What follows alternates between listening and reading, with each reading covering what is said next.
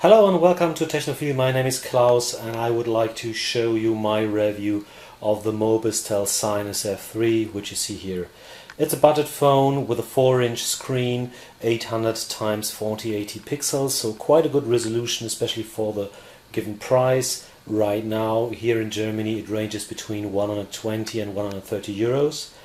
It has a dual-core processor, which makes browsing through the screens, web browsing, using apps very fluent. There is no big lags or no stuttering, so it's a very easy and fluent interface here.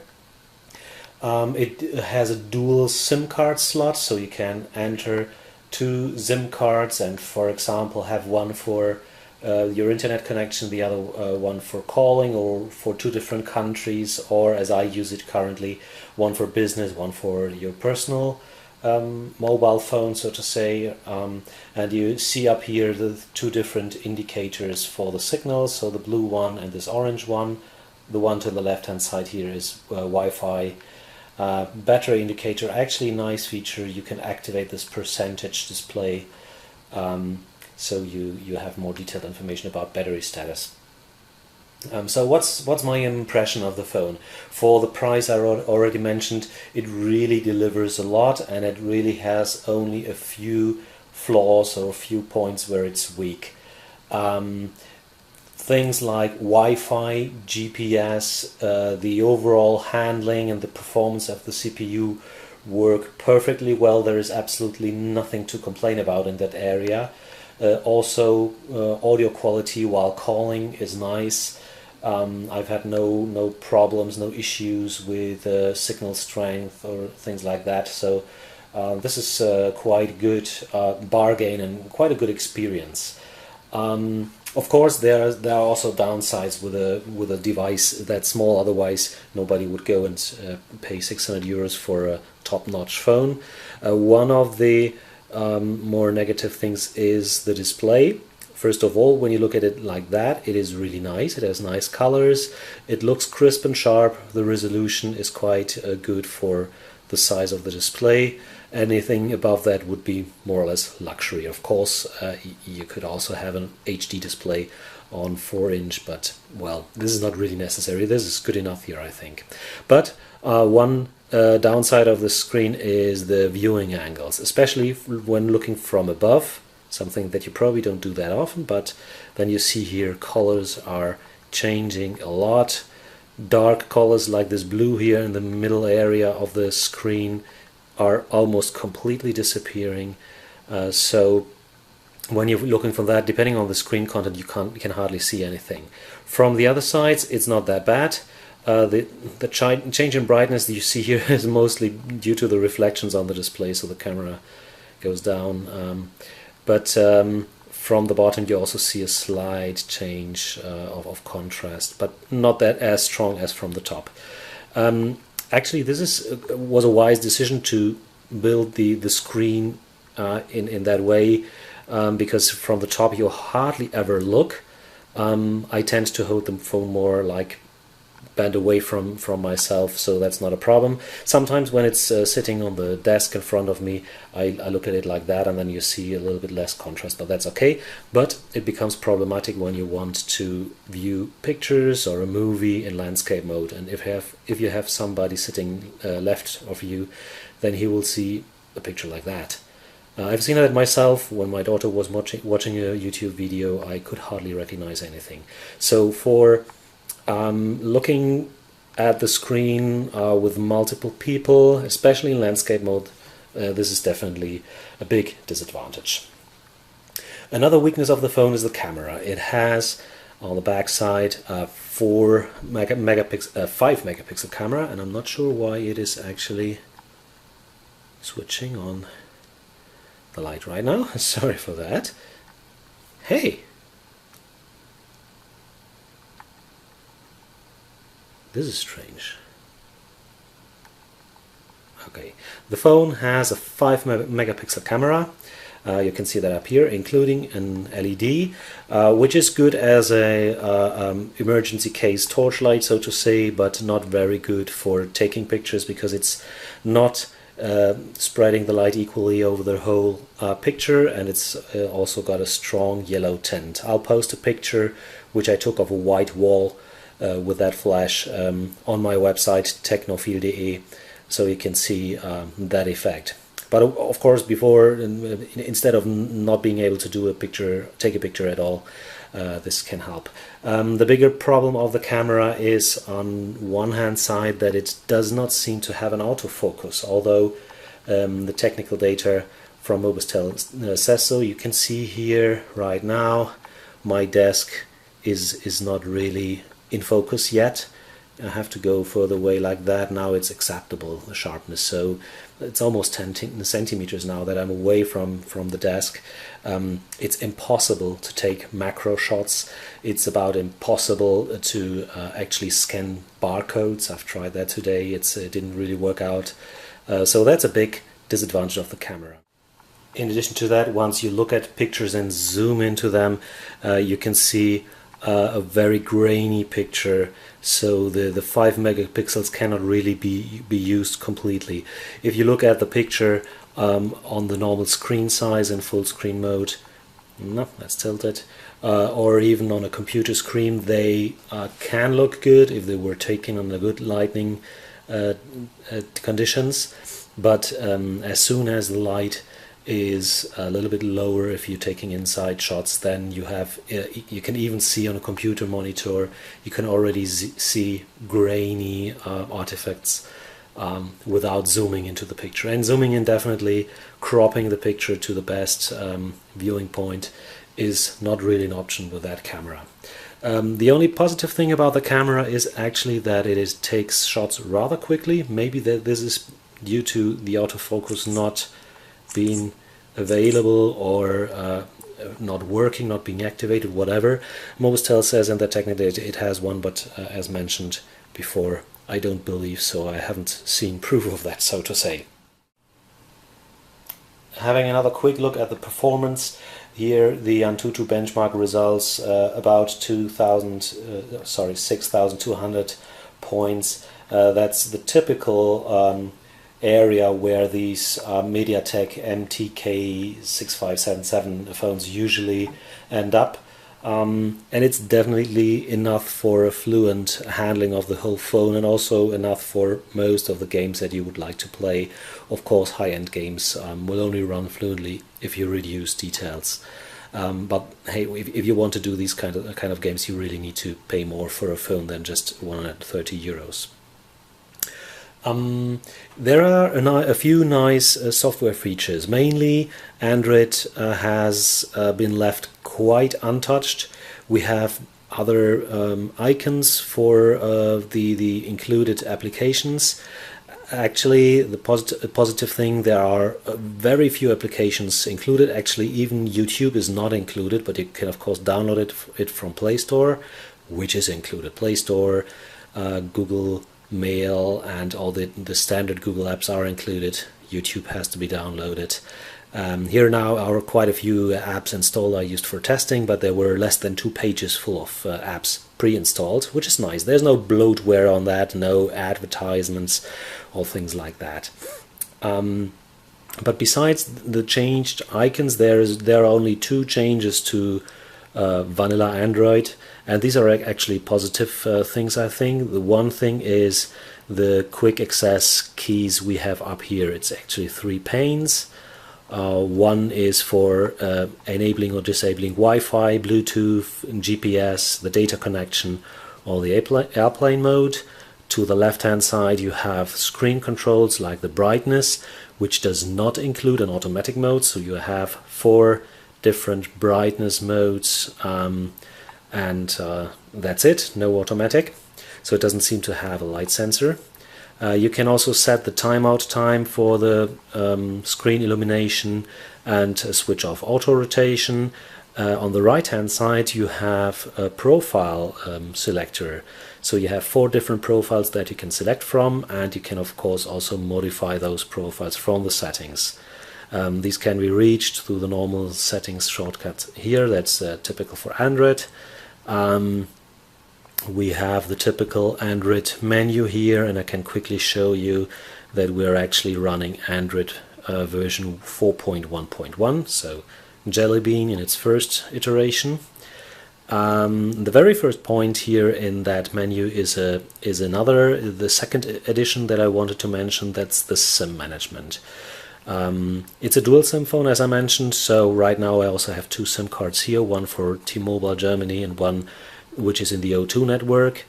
You can independently switch them on or off, and also configure them, give them their own name, enter the number. You can select the color which you want them to display with. Let's change this one to green. And you see also here the signal indicator is now using the same color. That's very useful. Almost everywhere where you can do something which is specific to a SIM card, you see these colors and the names again. There's only one exception which I will mention in a minute. For different types of actions, you can choose with which SIM cards to do that. So for a voice call, for example, I can switch over to the other SIM card, or I can decide to be always asked when this is done. Let's go back to my initial setting. The same thing for a video call, for messaging, or for the data connection.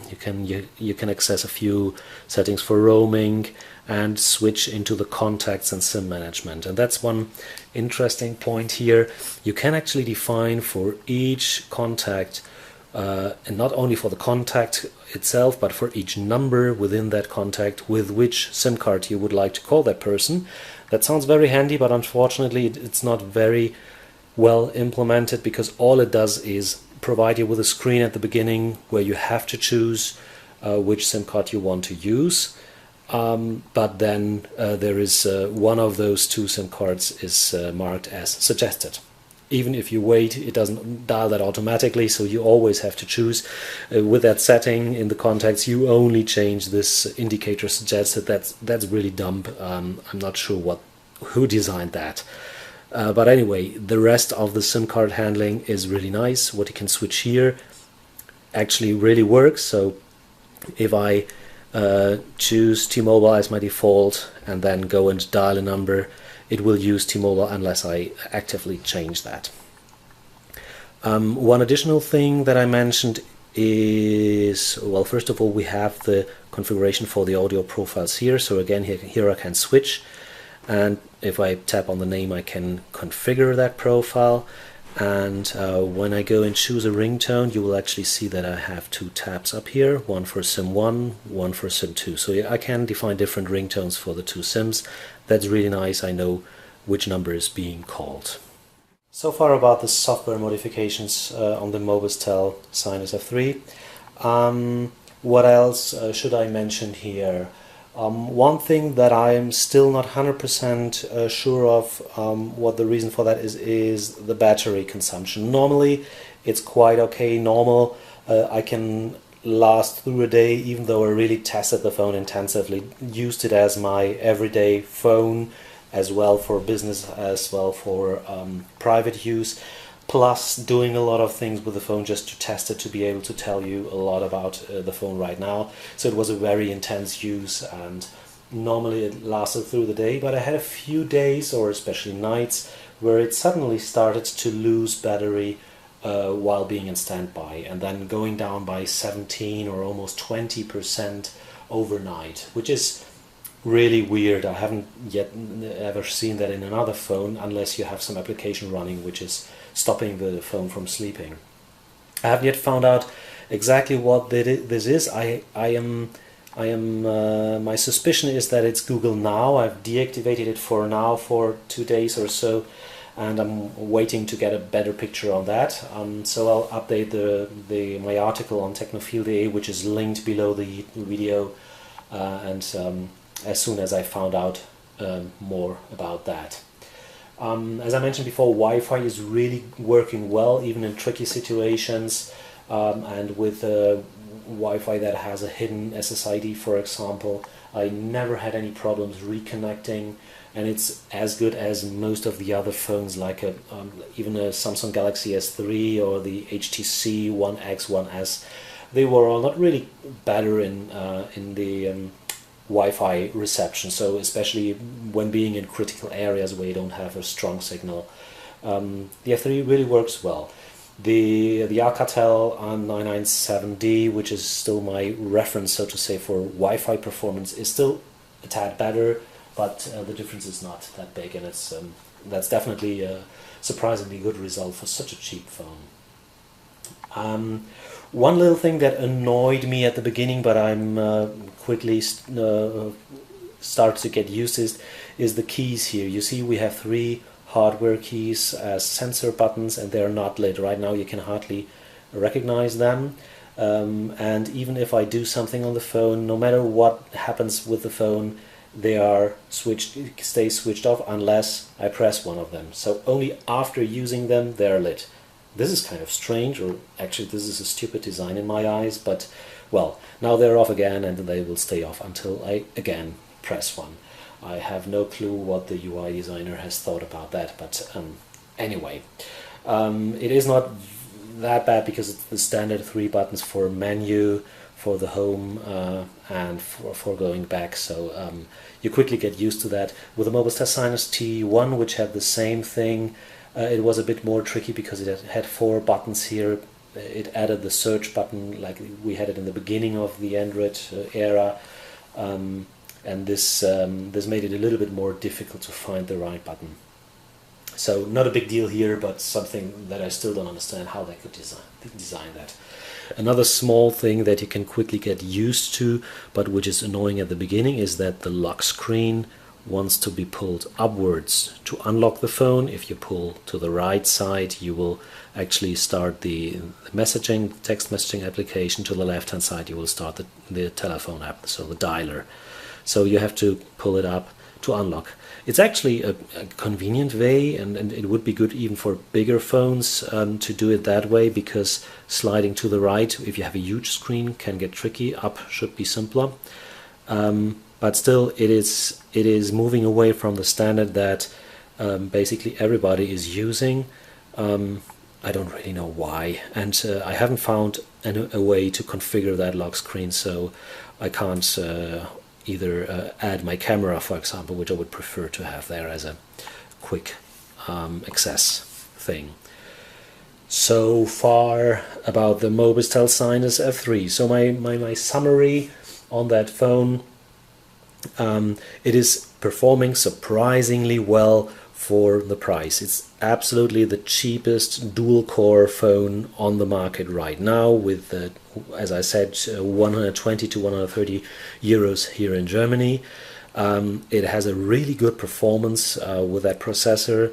It has a nice screen, which only has this problem of the viewing angles when looking from top, so not good for looking in a bigger group. It has a rather clean Android installation with some nice additions, a rather good dual SIM handling. So these are really a lot of good points, and it never really annoyed me a lot during testing. And for me personally, that's always the most important thing. If there is even a minor thing that annoys me every time I touch the phone, I quickly stop liking or enjoying using the phone. This has not happened here.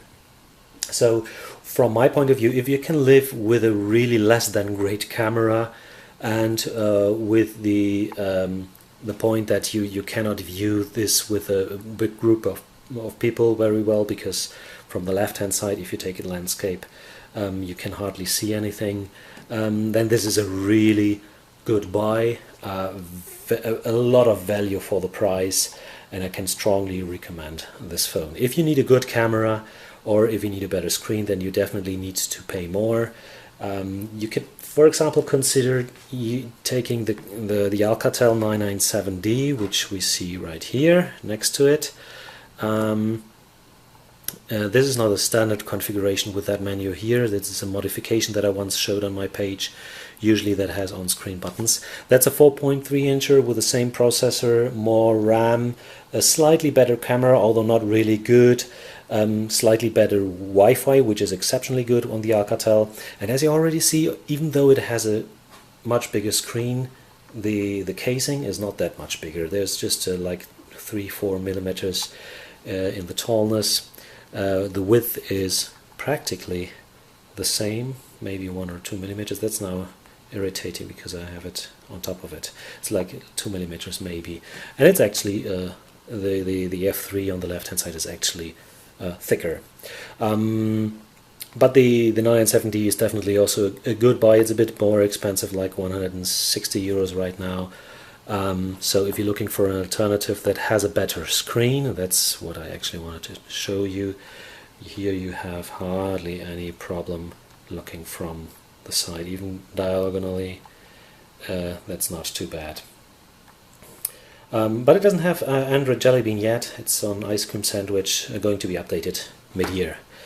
Well, so far my resume on the F3. Good phone for the value, only with very small deficiencies, camera and screen.